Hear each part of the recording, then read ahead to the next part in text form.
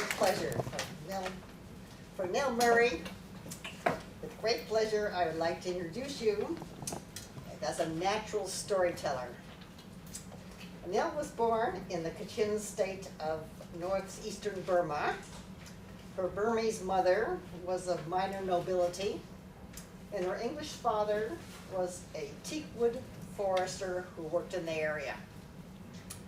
Nell spent her childhood there helping her young widowed mother and listening to her recite many Buddhist tales.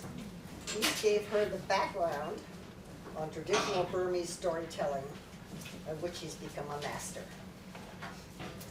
In Burma, Nell attended an English boarding school, hence her beautiful diction, as you'll hear.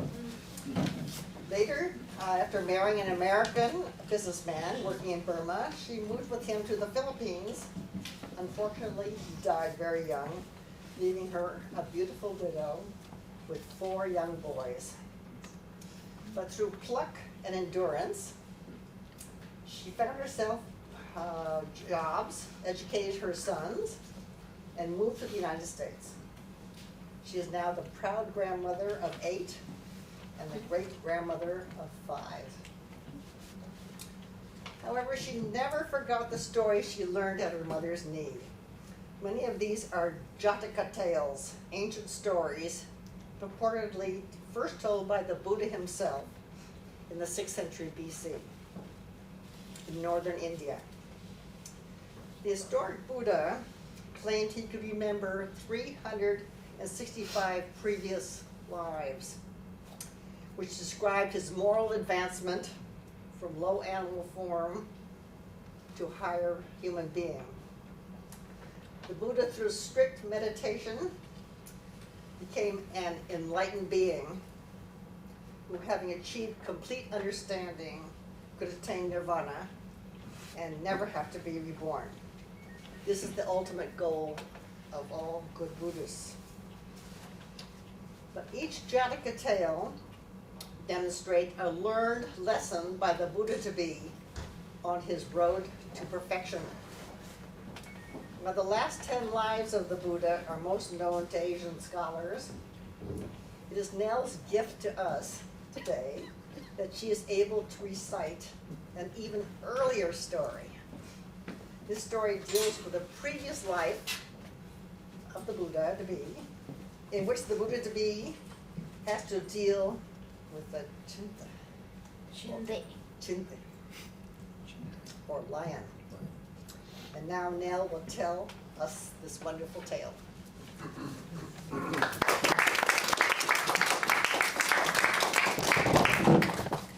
Thank you, Edward. Thank you very much. And Carol, thank you for that very kind introduction. And I certainly will try to live up to your expectations. And so, hello everyone. Hello. And now, if I may, I would like to add just a few words to Carol's introduction, because I did not tell her that I have a Burmese name, which indeed I do. You see, when I was a babe, my horoscope was cast, and after my nature and my inclinations were divined, an appropriate name was chosen, and I was named Fain Han. Fain Han.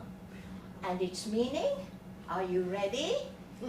It means that I am the gatherer, the collector, and the keeper of all the vanities.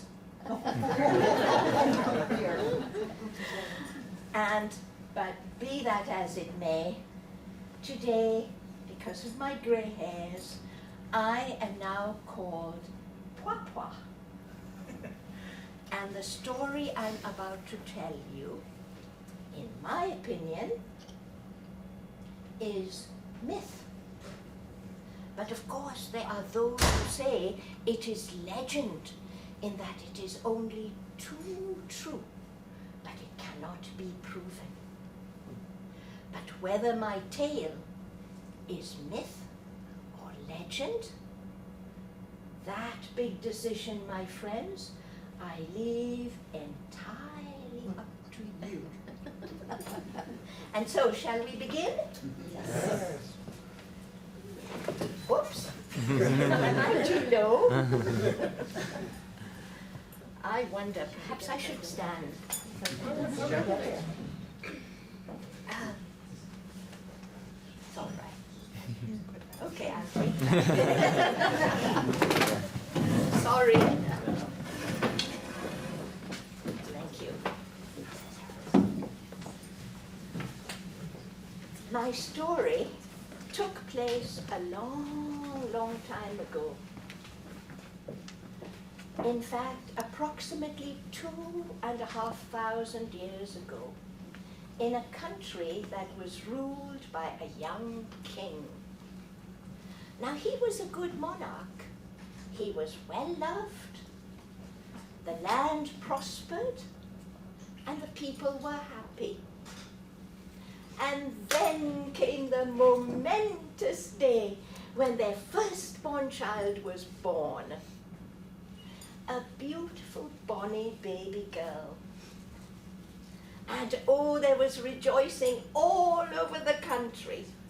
And in the palace itself, there were celebrations with feasting, music, and dance. And everyone was smiling. Everyone was happy. And then, soon enough, the smiles faded. And a frown was seen to crease the brow of the young queen, for her baby was an unhappy baby.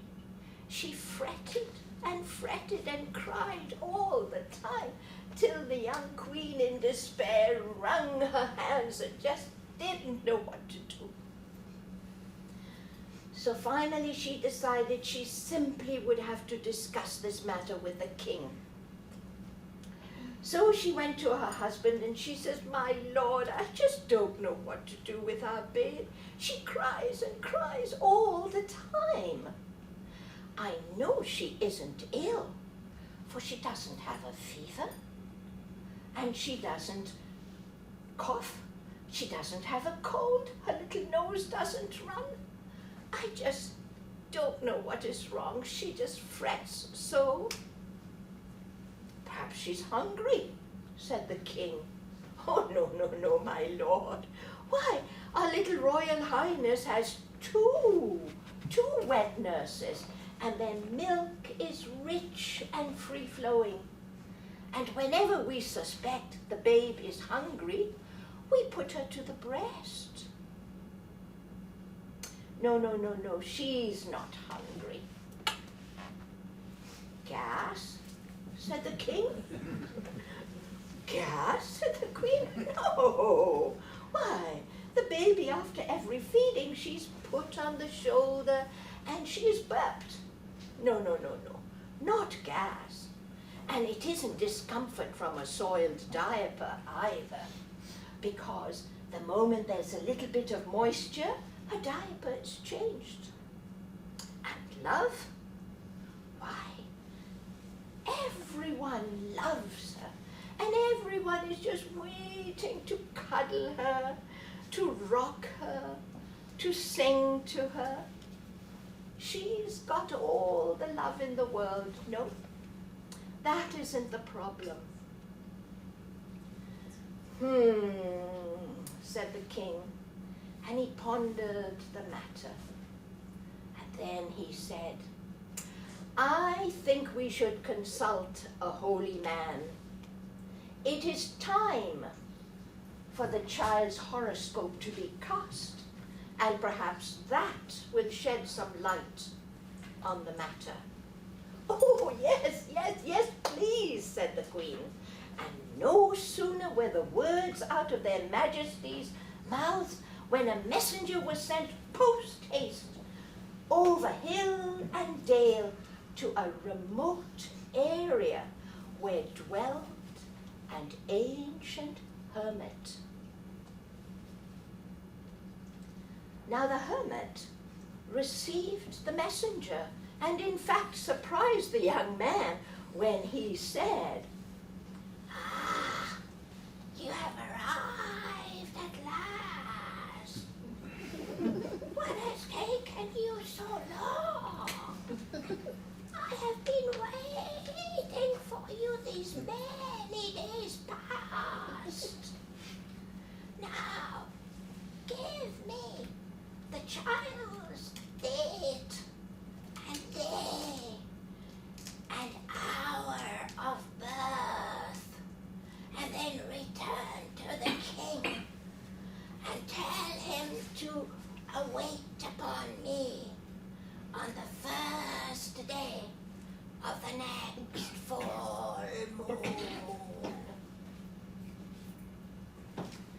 And so it was that on the appointed day, the royal couple arrived on caparisoned elephants with a large retinue and with great pomp and ceremony. They arrived at this remote area at the hermit's cave. And it had been a long and tiring journey. But the king and the queen were so anxious to keep their appointment, but at the moment they dismounted, they headed straight for the hermit's cave. And clasping their hands in reverence and bowing low, they entered the cave. At first, they didn't see anybody. So they entered a little deeper into the cave. And then they saw him. A man hoary with age, emaciated, skeletal, sitting on the ground, his legs crossed, his hands folded quietly in his lap, and his eyes closed. And his face seamed and lined with the wrinkles of 1,000 years, his hair snowy, scanty, in a tiny topknot. Oh, his demeanor spoke of his wisdom and his perfect serenity. The king and the queen immediately fell on their knees and made deep obeisance. And then as they rose, the Ancient One opened his eyes and bade them sit before him.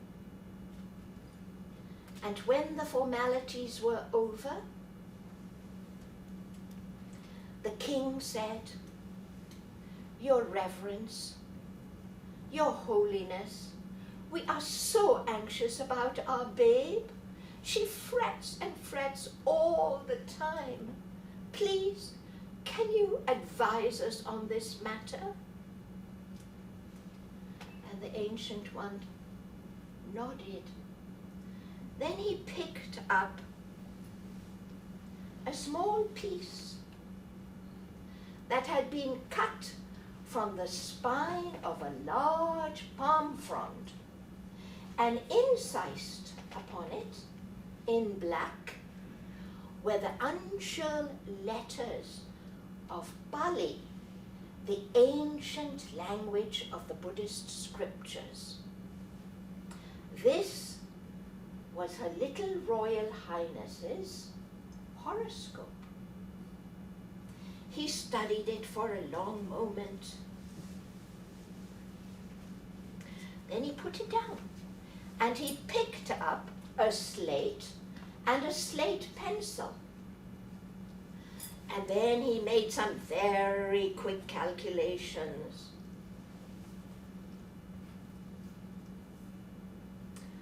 Then he looked at it. He gave a deep sigh. And he put it down. And then he said to the royal couple, "My disciples, you are not going to like what I am going to say. And you may call me an old fool. But mark my words. Heaven will have its way. Heaven's purpose will be served." The king and queen hung anxiously upon his words. And the old hermit continued, "Your babe is fretful and in discomfort, for she is highly sexed." The king and queen went rigid with shock, but they said nothing, for the Holy One was continuing. "When your daughter arrives at womanhood, it is her destiny to become the bride of a great Chinthe." "What?" said the queen. But the king, recovering quickly from his shock and cognizant of the dictates of courtesy, calmed her with a gentle pat.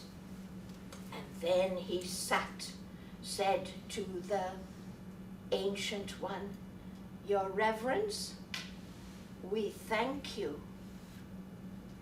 And now, with your permission, we must take our leave." And the holy man picked up the horoscope and gave it to the royal couple. And they arose and turned to go without making the farewell obeisance that was required of them for so ancient and holy a man. And as they turned and walked away, the queen was heard to mutter under her breath, "Oh, the old fool, who does he think we are?" Now the Ancient One didn't say a word, but he sat very still with his legs crossed, his hands quietly in his lap, his eyes closed. But a small smile played on his lips, and he nodded his head as he thought, "Yes, indeed, heaven's purpose will be served."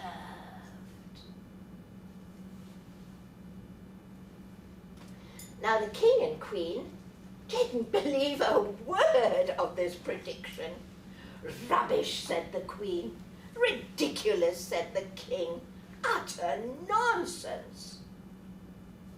But they were not taking any chances.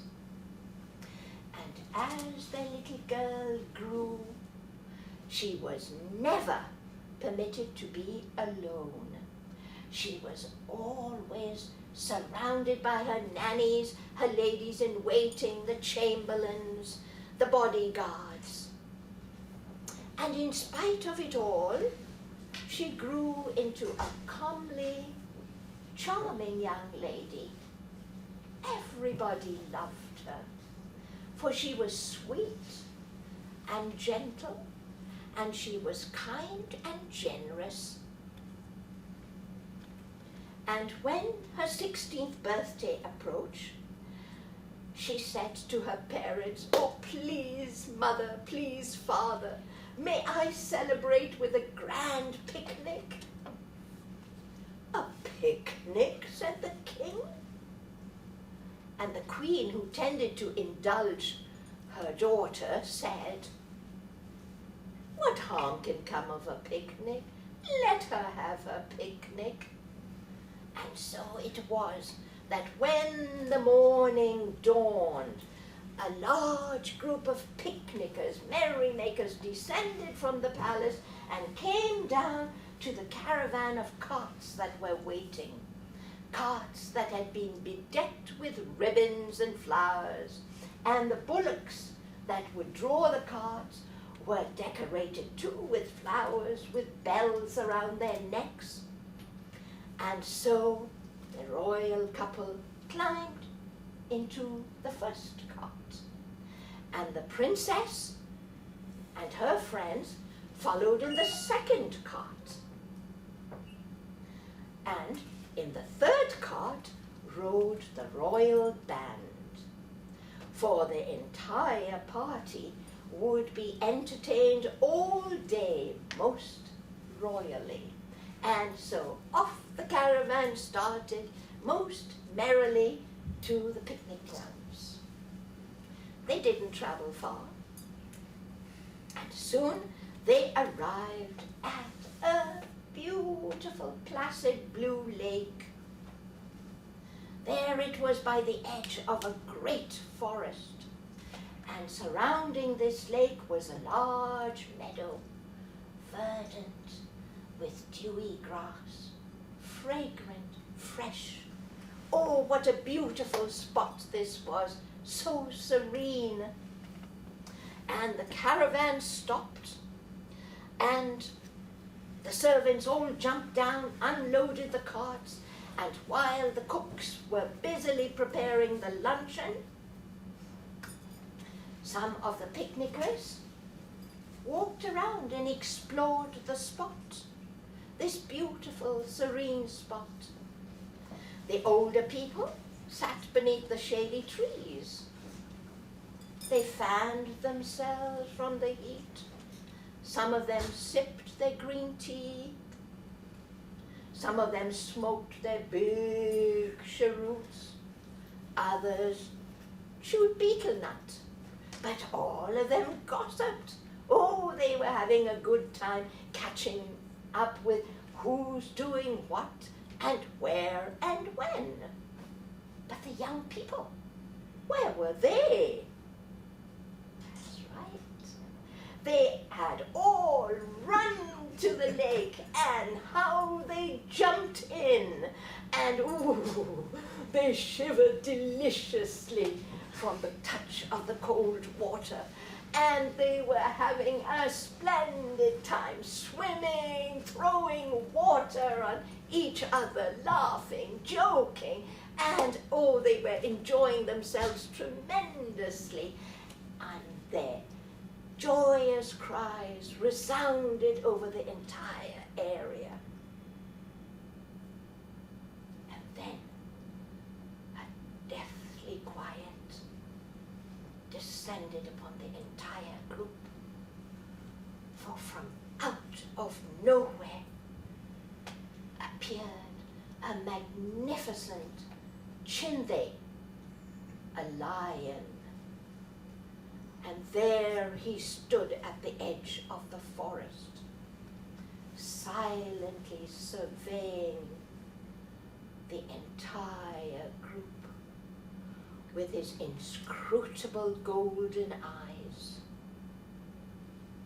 And then, with a shake of his great head and a wisp of his handsome tail, whoop, he was gone.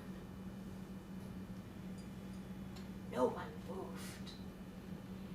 But the princess, as if mesmerized, she waded out of the lake, she walked across a small patch of grass and headed straight for the spot where the lion had stood. And then, whoop, in the twinkling of an eye, she too had disappeared. And soon enough, The people came to their senses and pandemonium broke loose. Orders were shouted. Soldiers ran for their swords, their bows and arrows. Women screamed, and the queen was heard to wail as she was fainting. My baby, my daughter, my daughter, my child. And the king commanded everyone, quick, quick, go, go, find the princess, bring her back at once. So it was that a large group soon invaded the forest. Oh, and the moment they entered, they cut away at the obstructing brush. They cut the low-hanging branches, the vines, and they peered around the trees. They looked under bushes, looking, searching, calling, calling, princess, princess, your royal highness, where are you? Are you there? Is that you? Come back, princess. But to no avail. She had disappeared. And when night fell, the picnickers, all dejected, returned to the palace. But the soldiers remained there, and for the next 2 weeks, they searched the jungle. They looked everywhere. They searched, and they went deeper and deeper into the jungle. But there wasn't a trace. It was as if heaven had thrown a veil of invisibility over the princess. And finally the search was called off. And the king and the queen retired to the depths of their palace to mourn their lost child. Now they really should not have worried about the safety of their daughter, for she was quite safe. You see, when she entered the forest, she saw the magnificent Chinthe waiting for her. And oh, he was so handsome. He was so regal, so proud, such dignity. And oh, how she loved him. Her heart beat. And an emotion so great suffused her entire person. And she was totally without fear. She walked up to the Chinthe, and he in turn approached her and nuzzled her with his great head. And then he said, "Come, we must go." And quickly he led her away. He led her down secret paths, hidden byways where nobody knew. And they traveled quickly, day and night. They traveled non-stop. And when she was tired, he carried her on his back. And when she was hungry, he showed her the berry bushes. And another time he took her by a guava tree where the fruit was hanging ripe and ready to eat. And then again they passed a banana clump where the bananas were yellow and ready for picking. And thus they traveled day and night, deeper and deeper and deeper into the forest. And finally they came to a clearing where the mountains began. He took her into the clearing, went by some heavy boulders and rocks, went around them, and finally they came upon a hidden cave. And into that cave he took her, for that was his lair. And there the couple made their home. Now the princess did not miss the palace. She did not miss her family. She did not miss the city, the people. She was just so very much in love with her Chinthe. and she was just so delighted just to be with him that she was happy. And he in turn was very caring. He brought her meat to eat. He protected her from the wild animals, and whenever she needed to go out, he escorted her. He took her down to the stream for her bath. And so the happy family lived. And in due time, their child was born.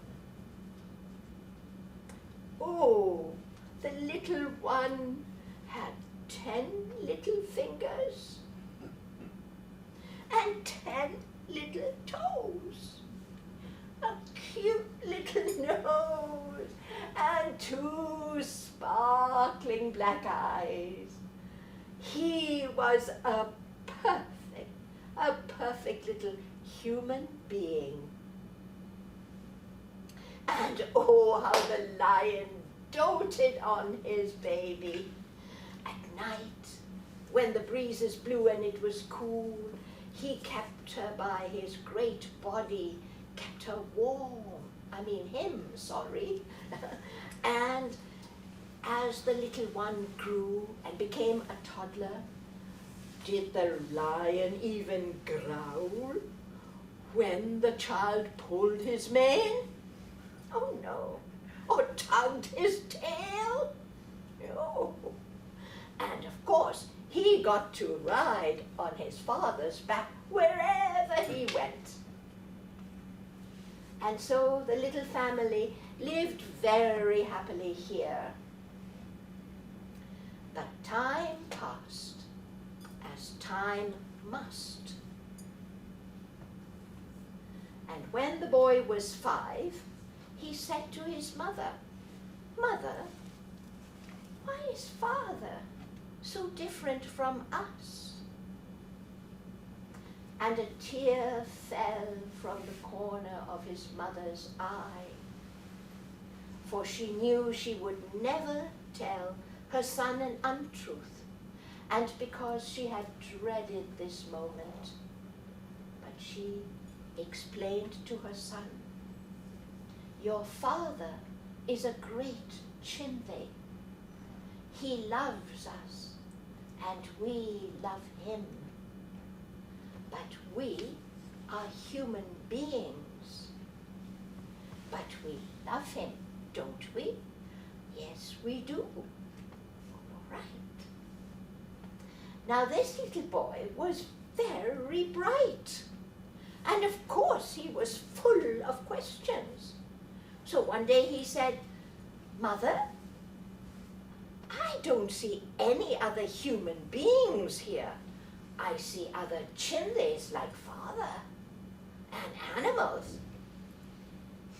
But no human beings. Are there any others like us?" And his mother said, "Yes, there are." And the little boy pelted her with questions. He was insatiable. And so bit by bit, the story of her former life came out.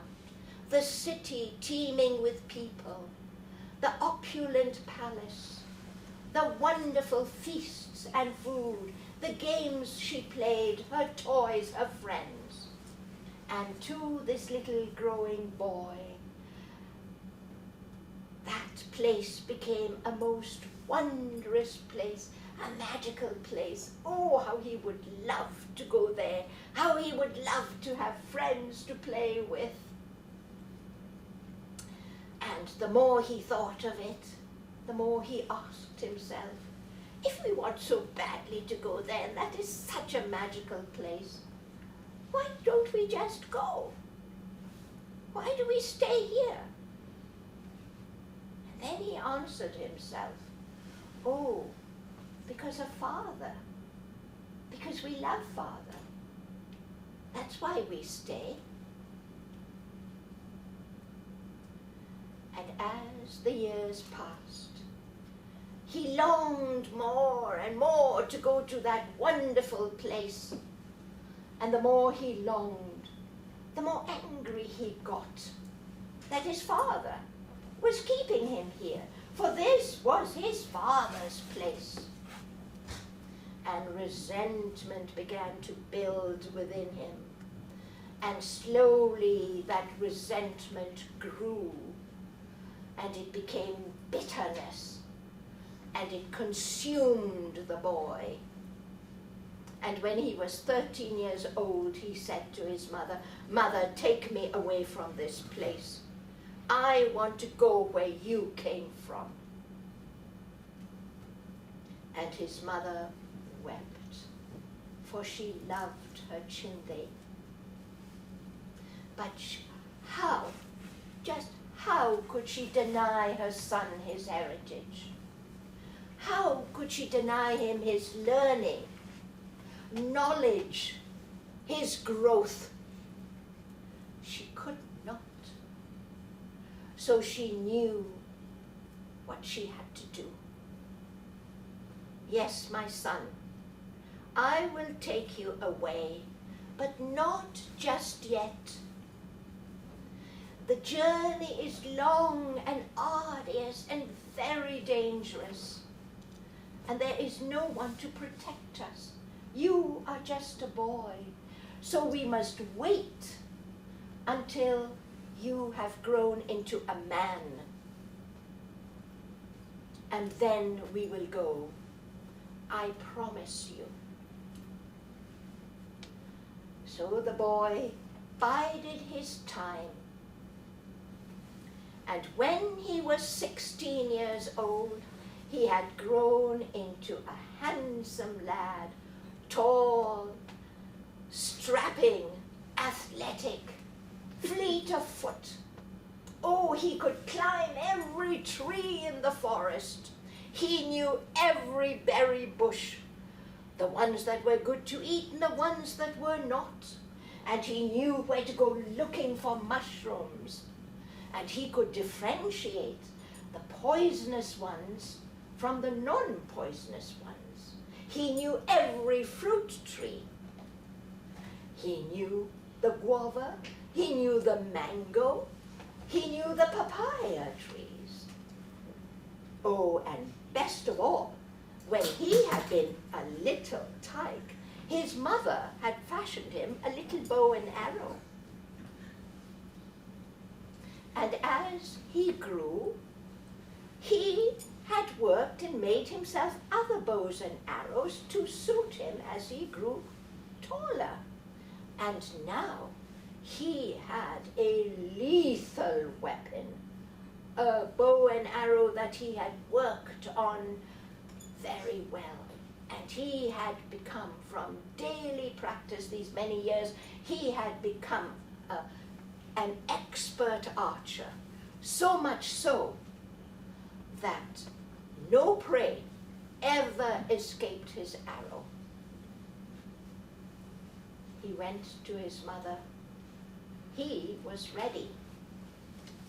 "Mother, it is time," he said. "Yes, my son, it is time, but not just today. For your father loves us, and he will not gladly let us go. And he will follow us and bring us back. And he is stronger and faster than we are. So we need an edge. We need some lead time. So we must wait till he has gone hunting.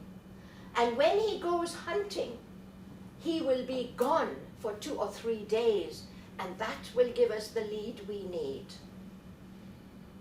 "All right, mother," said the young man. And in a few days, one early morning, the Chinthe awoke from his good night's rest, and he stretched and gave a big yawn.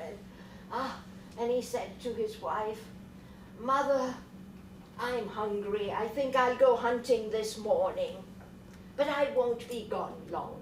I'll be back soon enough. Son, take care of your mother." And off he went to hunt. and mother and son waited. And when they thought that he had gone a far enough distance to have lost their scent, the couple, mother and son, set out on their journey. Oh, how swiftly they traveled. They traveled day and night, tirelessly. They did not allow themselves to rest. And on they traveled. And finally, when they were exhausted, they pushed themselves further. And finally, after 3 days, they came to a river. And the princess said to her son, "Son, we must cross this river. And once we are on the other bank, then we may rest, but not before." And so that is precisely what they did. They crossed the river and rested. And the Chinthe, meanwhile, had had a most successful hunt. And oh, he came merrily home. He was in a good mood. He came dragging this great deer that he had felled, and he deposited it right at the entrance of their cave. And he said, "Mother, son, I'm home. I brought meat. Come on out. Come on and see." There wasn't a sound, no answer. Where were they? "Mother, son, where are you? Come on out. I've brought venison." No sound. He began to be worried. So he went deeper into the cave. He looked behind the rocks, the boulders. He looked in the nooks and the crannies. Where is my family? He was getting very anxious. They were nowhere around, so he came out of the cave. He ran around. He looked among the trees. They were nowhere. And then his heart beating, he had to admit that they had abandoned him. And oh, he could not bear it, the pain of it. And he thought, no, I love them too much. I must follow them. I must bring them back. And so without wasting a moment, he sniffed the ground and he tracked them and he followed them and he went as quickly as he could, following them, tracking them, day after day, without rest. And finally he arrived at the river. And they spotted him as soon as he saw them. And he called out, "Mother, son, what are you doing so far from home? Come on back. Don't you know it's dangerous over here? Come on." And his son rose and said, "Why have you followed us? If we had wanted you with us, we would have asked you to come. We did not. Go back where you belong. Where we are going, you are not wanted. You do not belong where we are going. Go back to your cave."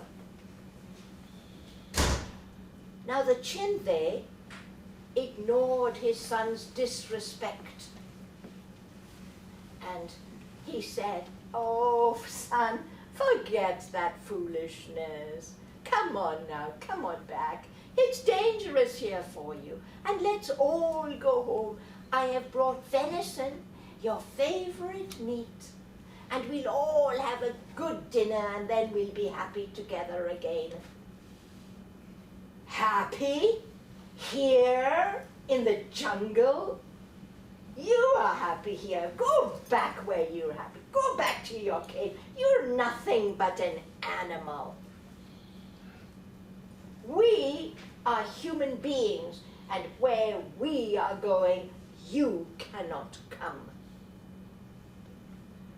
And the Chinthe controlling his temper, growled. "Do not provoke me, my son," he said, "for I do not wish to hurt you or your mother." You see, it is said that this Chinthe had such a mighty roar that when unleashed, its sound waves would burst the eardrums of anyone within hearing distance and, piercing the soft tissues of their brains, kill them dead. But the young man was unafraid. He held his lethal weapon at the ready, and he challenged his father. "I'm not afraid of you, animal. Do your damnedest." And the lion, provoked beyond all endurance, opened his great mouth to roar, but his son was faster, and with deadly precision he shot an arrow straight and true, straight into the lion's mouth. It struck and slammed into his gullet and smashed his brainstem.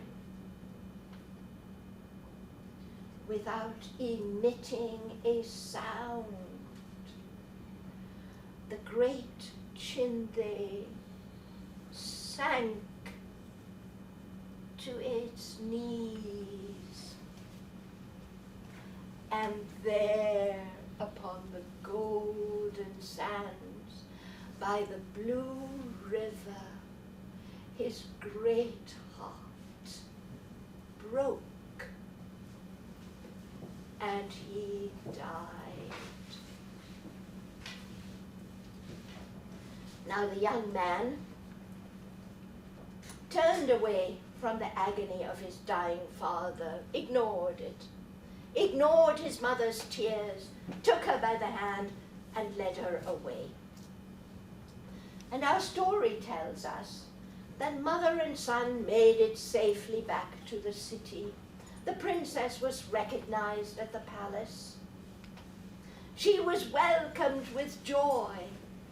And a few days later, there were celebrations all over the country heralding the arrival of the prince, the new heir to the throne. And you, my friends, may think this is the end of my story, but it is not.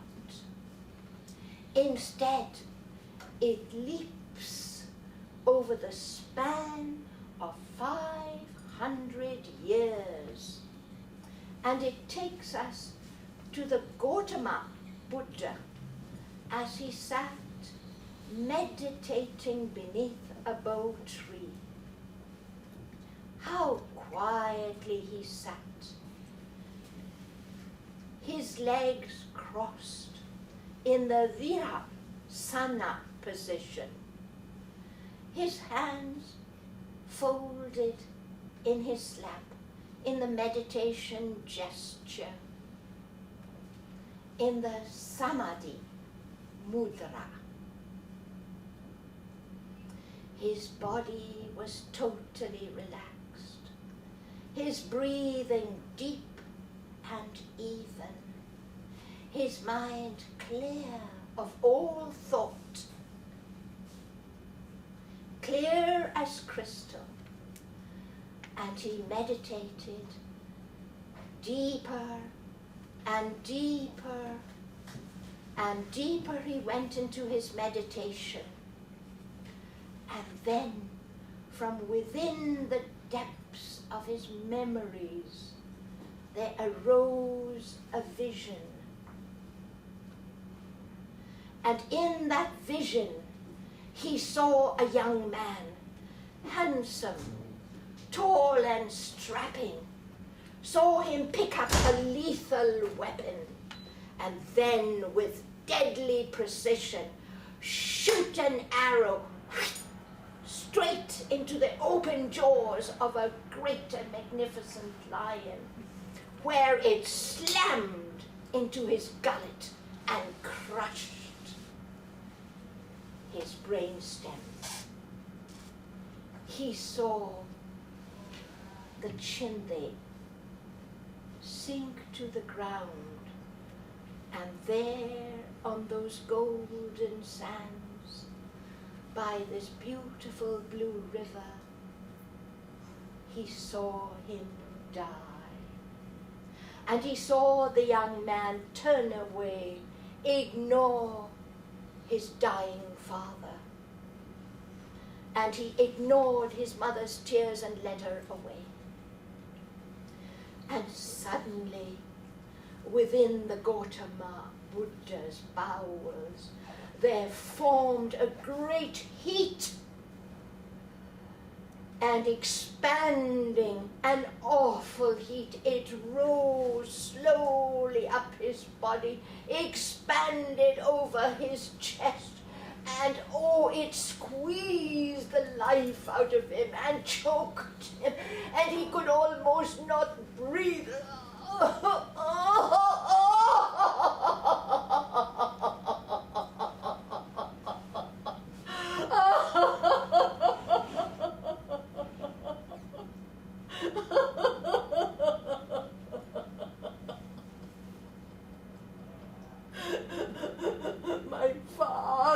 My father, oh my father, what wrong I have done you.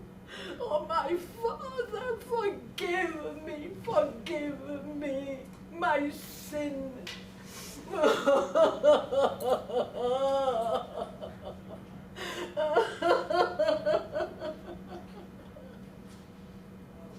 Oh my father, father.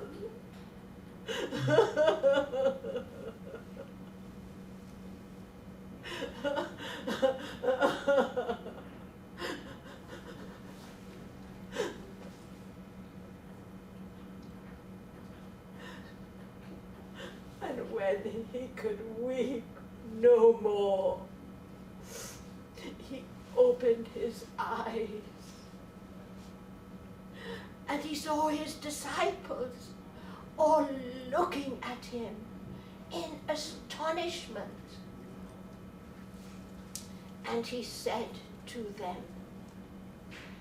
my disciples, from now on, wherever I am honored, there will my Father also be honored. And so, my friends, if you should ever go to that beautiful country of Myanmar, and you should chance to visit a magnificent golden pagoda, or even a simple white one, there at its gate you will see the great statue, one statue, perhaps even two statues of a magnificent Chinthe, regal, proud, as if proudly standing sentinel over a most dearly beloved son. Thank you.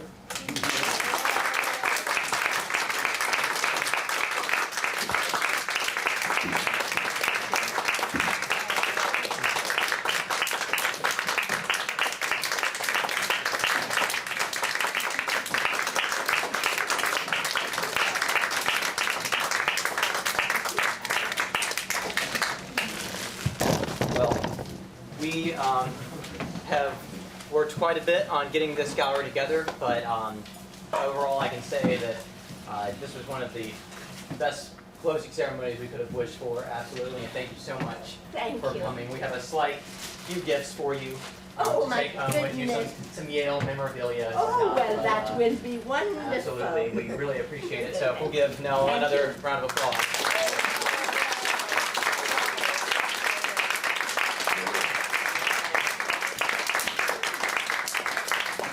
Yeah, and thank you guys for coming. Please get some food. We have plenty for you. And feel free to grab a brochure, take a look at some of the work if you haven't gotten to see it already. And thank you again for coming.